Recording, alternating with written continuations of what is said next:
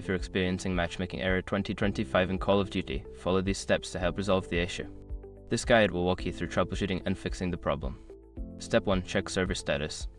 Visit the official Call of Duty website or social media channels to check if there are any server outages or maintenance updates. If the servers are down, you may need to wait until they are back online. Step 2. Restart your game. Close Call of Duty completely and restart it. This can help refresh your connection to the servers and may resolve temporary issues causing the error. Step 3. Verify your internet connection. Ensure that your internet connection is stable. You can do this by running a speed test or checking other online services. If your connection is weak, try resetting your router or connecting via a wired connection.